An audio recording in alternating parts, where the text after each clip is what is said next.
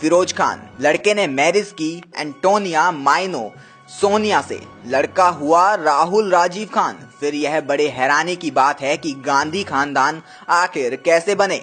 आइए जानते हैं। कांग्रेस का जन्म आज से 132 साल पहले अफगानिस्तान में हुआ था। गाजी खान ने अंग्रेजों के साथ मिलकर यह पार्टी बनाई थी। आपको बता दें, गाजी खान के 3 लड़के थे। सबसे बड़ा फैजल खान, दूसरा सलीम खान और सबसे छोटा मोइन खान। यानी बाद में हिंदुओं को भारत से मिटाने के लिए बना नकली हिंदू मोतीलाल नेहरू। पहला फैजल खान एक बीमारी की वजह से 14 साल की उम्र में ही मर गया। दूसरा सलीम खान शादी के बाद कश्मीर में रहने लगा। आपको बता दें, उसी सलीम खान के वंशज की औलाद आज कश्मीर में फारूक अब्दुल्ला और अमर अब्दुल्ला है, जो कांग्रेस के साथ है। अब बात आती है गाजी खान की। गाजी खान ने चुनाव लड़ा पर कभी जीता नहीं। गाजी खान के मरने के बाद तीसरा मोइन खान फायदे के लिए हिंदू बनकर अपना नाम मोतीलाल नेहरू रख लिया, पर वो भी कभी चुनाव नहीं जीता। तीसरा उसके बाद मोतीलाल की औलाद जवाहरलाल नेहरू ने जिन्ना के साथ मिलकर रणनीति बनाई कि जब अंग्रेज 1947 में देश छोड़े तो देश का बंटवारा करके जिन्ना को पाकिस्तान का पीएम बनाया जाएगा और नेहरू को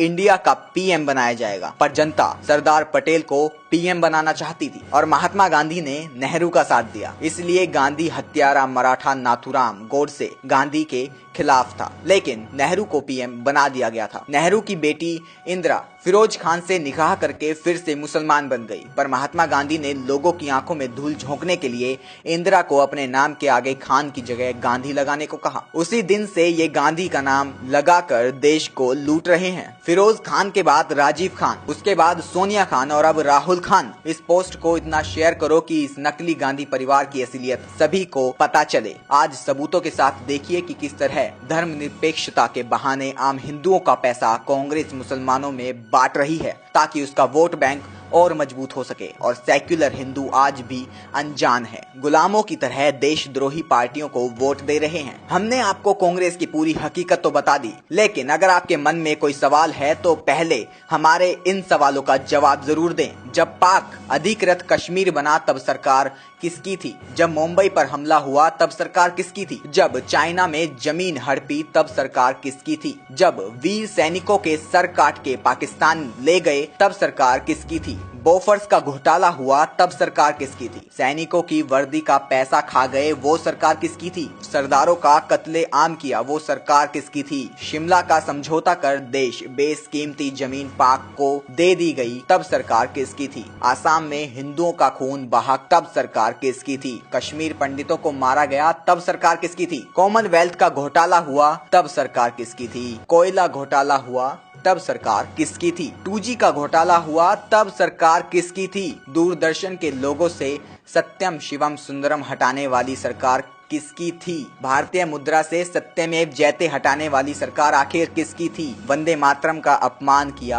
आखिर वो सरकार किसकी थी? एक नजर परिवार के कारनामों पर। इंदिरा गांधी के रास्ते में आने वाले लाल बहादुर शास्त्री की ताशकंद में रहस्यमय हालत में मौत हो गई। ये एक बड़ा सवाल है। आगे और भी ऐसे बहुत से बड़े सवाल हैं जो आपके मन में आज तक पैदा ही नहीं हुए। गौर से सुनिएगा इन प्रश्नों को। नेहरू के लिए खतरा बन रहे श्यामा प्रसाद मुखर्जी और दीन दयाल उपाध्याय की हत्या कर दी गई और पुलिस ने आज तक इस साजिश से पर्दा नहीं उठाया। क्यों? राजीव गांधी के लिए चुनौती बन रहे वीर बहादुर सिंह की पेरिस में मौत हो गई, जबकि उनके हृदय में कोई समस्या नहीं थी। आखिर कैसे हुई मौत? सोनिया गांधी के खिलाफ कांग्रेस अध्यक्ष का चुनाव लड़ने की 2 लोगों ने हिम्मत की, राजेश पायलट और जितेंद्र प्रसाद। राजेश पायलट की कार को एक रहस्यमय ट्रक टक्कर मारकर गायब हो गया। इसका खुलासा आज तक क्यों नहीं हुआ? और जितेंद्र प्रसाद बरेली के सर्किट हाउस में ही मर गए। आखिर कैसे मरे? इसके पहले सोनिया को चुनौती देने वाले सीताराम केसरी को भी पार्टी से भगा दिया गया। राहुल गांधी के लिए खतरा साबित हो रहे माधवराव सिंधिया एक प्लेन एक्सीडेंट में मारे गए, जबकि उनका प्लेन ब्रांड न्यू था और उसमें कोई समस्या नहीं थी और उसमें किसी भी मौसम में उड़ाने वाला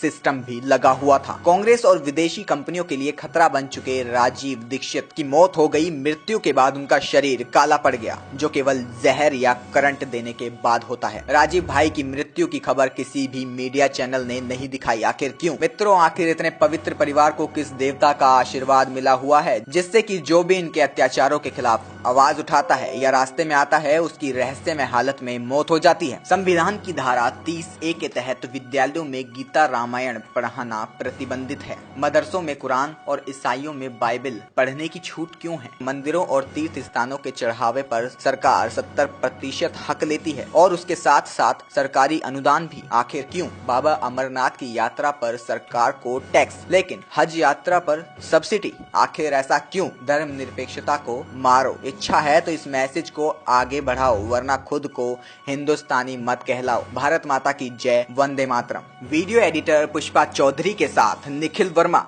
only news 24x7 team, Delhi. तो देखा आपने, ये है कांग्रेस की असली सच्चाई। अभी भी अगर किसी की नींद नहीं खुली है तो आंखों को पानी से धोकर फिर से एक बार इस न्यूज को देख ले, क्योंकि कल को अगर फिर कांग्रेस राज आया तो हिंदू राज खत्म होने से आप भी नहीं रोक पाएंगे।